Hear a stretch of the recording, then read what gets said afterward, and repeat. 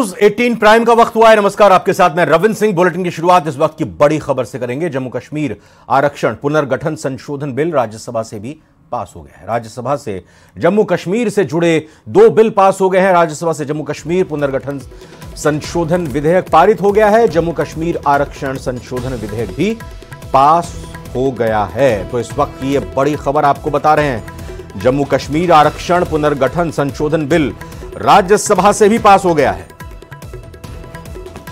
तो कुल मिलाकर राज्यसभा से जम्मू कश्मीर से जुड़े 2 बिल पास हो चुके हैं। राज्यसभा से जम्मू एंड कश्मीर पुनर्गठन संशोधन विधेयक पारित हो गया है। वहीं जम्मू कश्मीर आरक्षण संशोधन विधेयक भी पास हो गया है।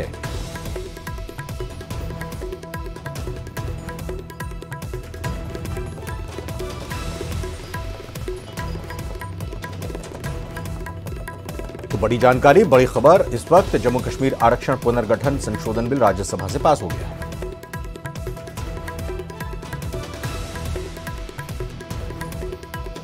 इससे पहले केंद्रीय गृह मंत्री अमित शाह ने राज्यसभा में आर्टिकल 370 पर बोलते हुए कांग्रेस पर जमकर निशाना साधा। उन्होंने कहा कि कांग्रेस अब भी अनुच्छेद 370 को हटाने को गलत बता रही है। उन्होंने यह भी कहा कि अलगाववाद से आतंकवाद का जन्म हुआ है और अलगाववाद को अनुच्छेद 370 जन्म देती थी। साथ ही अमित शाह ने कहा कि पीओके भारत का है, कोई 1 इंच जमीन नहीं छीन सकता है। इसके अलावा उन्होंने कांग्रेस पर निशाना साधते हुए कहा कि कांग्रेस सुप्रीम कोर्ट के फैसले को भी सही नहीं मान रही है। आपको बता दें कि सुप्रीम कोर्ट ने जम्मू कश्मीर से आर्टिकल 370 हटाए जाने के मोदी सरकार के फैसले को वैध माना है।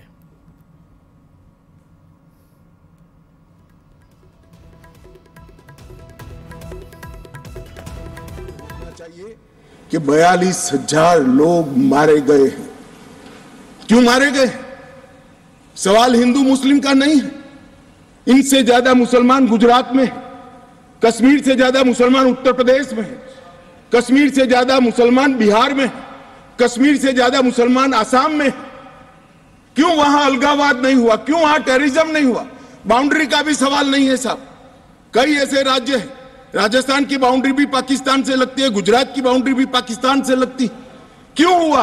क्योंकि धारा 370 अलगाववाद को बल देती थी और अलगाववाद के कारण आतंकवाद खड़ा हुआ। ये समझना ही नहीं चाहिए। एक गलत फैसला हो जाता है, कितने भी बड़े आदमी से हो सकता है, किसी भी पार्टी से भी हो सकता है, मगर जब इतिहास सिद्ध कर दे, समय सिद्ध कर दे ये फैसला गलत है, देश के हित में वापिस आना चाहिए।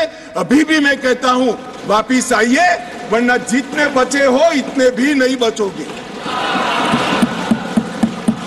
अगर अभी भी इस फैसले को चिपक कर रहना चाहते हो तो देश की जनता देखती है, 2024 में 2-2 हाथ भी हो जाएंगे और जनता का परिणाम भी आ जाएगा और मोदी जी तीसरी बार प्रधानमंत्री। मैं आज फिर से कहना चाहता हूं, पाक ऑक्यूपाई कश्मीर भारत का है, हमारा है और हमसे कोई नहीं चाहता। मान्यवर, हमने 24 सीटें। और वहीं सुप्रीम कोर्ट ने जम्मू कश्मीर से आर्टिकल 370 हटाए जाने के मोदी सरकार के फैसले को वैध माना है। CJI chief justice of India DY Chandrachud ने फैसला सुनाते हुए कहा था कि जम्मू कश्मीर के पास भारत में विलय के बाद आंतरिक संप्रभुता का अधिकार नहीं है। अनुच्छेद 370 एक अस्थायी प्रावधान था। सुप्रीम कोर्ट के इस फैसले पर जम्मू में जश्न मनाया जा रहा है और श्रीनगर के लोगों ने खुशी जाहिर की है।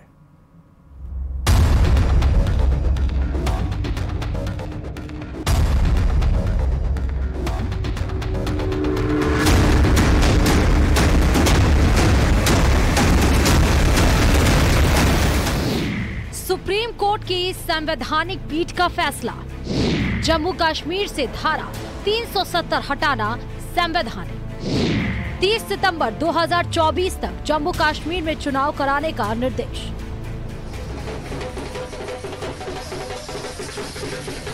जम्मू कश्मीर के सभी लोग, चाहे वो कश्मीर के हों या जम्मू सूबा के, वो खुश नहीं है।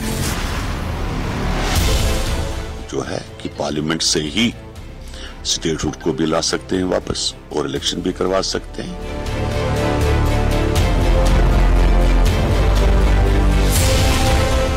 सुप्रीम कोर्ट के इस फैसले के बाद जम्मू कश्मीर में जश्न का माहौल दिखा। लोग सड़कों पर एक दूसरे को मिठाई खिलाते नजर आए। आखिर हो भी क्यों ना, पिछले करीब 4 साल से लोगों में धारा 370 को लेकर जो मतभेद के हालात थे वो अब कोर्ट के फैसले के बाद खत्म हो गए। कोर्ट ने साफ शब्दों में कहा कि आर्टिकल 370 हटाना संवैधानिक रूप से वैध है और केंद्र सरकार ने अच्छी मंशा के साथ इसे हटाने का काम किया। कोर्ट ने फैसले में जम्मू कश्मीर को जितने जल्दी हो सके राज्य का दर्जा वापस देने की बात भी कही और साथ ही चुनाव आयोग को नए परिसीमन के आधार पर 30 सितंबर 2024 तक चुनाव कराने का निर्देश भी दिया। किसी प्रकार की कोई शंका नहीं है, ना ही हमें कोई बता सकता है कि ये फैसला टेम्पररी है। अभी सुप्रीम कोर्ट ने बता दिया है कि ये जो प्रोविजन था टेम्पररी था, अस्थायी था, ये हटना ही था और उन्होंने हटा दिया। राजनीतिक दल कोर्ट के फैसले पर भले ही अलग अलग प्रतिक्रियाएं दे रहे हैं, लेकिन जम्मू कश्मीर के लोग इस फैसले से खुश हैं और ये खुशी सड़कों पर जाहिर भी हो रही है। इस बीच बीजेपी के राष्ट्रीय अध्यक्ष जेपी नड्डा ने सोशल साइट पर पोस्ट कर सुप्रीम कोर्ट के फैसले का स्वागत किया। सुप्रीम कोर्ट ने इससे पहले 16 दिनों की बहस के बाद 5 सितंबर को फैसला सुरक्षित रख लिया था।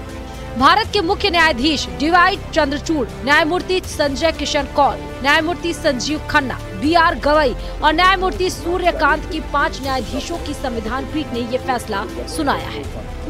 फैसला आया है, इससे पहले भी हम ये मान चुके हैं, कौम मान चुकी है और पूरे हिंदुस्तान के लोग मान चुके हैं कि सुप्रीम कोर्ट का फैसला चाहे ए साइड आए या बी साइड आए, हम लोग उस फैसले का एहतराम करते हैं, करना चाहते हैं और करेंगे भी। राष्ट्रपति शासन को लेकर भी सुप्रीम कोर्ट ने साफ कहा कि राष्ट्रपति को अनुच्छेद 356 के तहत शक्तियां हासिल होती हैं, जिन्हें चुनौतियां नहीं दी जा सकती। राष्ट्रपति शासन के दौरान केंद्र राज्य सरकार की जगह फैसला ले सकता है। गौरतलब है कि केंद्र ने 5 अगस्त 2019 को अनुच्छेद 370 को हटा दिया था, जिसके बाद जम्मू कश्मीर को 2 केंद्र शासित प्रदेशों में बांट दिया गया, जिसमें एक जम्मू कश्मीर तो दूसरे को लद्दाख बनाया गया। केंद्र सरकार ने अनुच्छेद 370 को अस्थायी और भेदभावपूर्ण बताया था।